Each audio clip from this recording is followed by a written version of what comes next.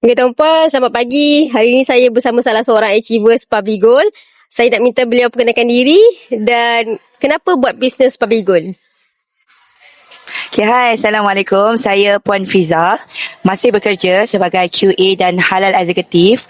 Okay, kenapa saya pilih Public Goal? Okay, sebab saya tahu kerja yang saya pergi setiap hari itu bukan milik saya sepenuhnya. Okay, so sekarang ni saya sedang mencipta passive income. Okay, untuk kelangsungan saya akan datang lah. Okay, jadinya kita tahu kan, kerja hakiki tu memang bukan milik kita. Okay, jadi sebelum apa-apa terjadi kita kena buat kata mentor saya kan, kita perlu bina bisnes semasa kita belum perlukannya. Bila kita dah perlukan, bisnes itu sudah tersedia untuk diri kita. Jadi seperti saya sendiri Cik Khairia. Okey, saya adalah pekerja swasta. Okey, jadi saya tak ada duit pencen seperti orang yang kerja kerajaan. Okey, so saya nak jadikan bisnes Public Goal ni lah untuk capai at least lah kan, tak kerja pun ada duit. Kan, minimal RM5,000 tapi boleh dapat lebih daripada itu, insyaAllah.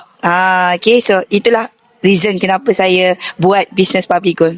Jadi sesiapa yang berminat, okey, nak explore bisnes Public Goal dan tengah mencari peluang untuk jana pendapatan, okey, bagi peluang untuk diri sendiri, explore bisnes Public Goal.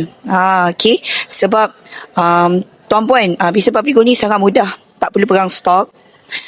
Boleh buat online, boleh buat di mana-mana sahaja. Even macam semalam kita baru je bercuti, kan, 4 hari 3 malam kita bercuti di Jogja, tapi bisnes masih boleh berjalan. Dan kerja kita mudah. Educate sahaja masyarakat untuk simpan emas dengan ilmu yang betul bersama platform Public Goal. Okey, jadi sesiapa yang berminat nak jana pendapatan RM2,500 hingga RM5,000 dalam tempoh 24 bulan daripada sekarang, boleh hubungi Cik Khairia. See you at the top. Follow saya rapat-rapat untuk ilmu emas dan kewangan. Isi button sign up ataupun hubungi saya akan bantu sebaiknya. Desire Future with Goal.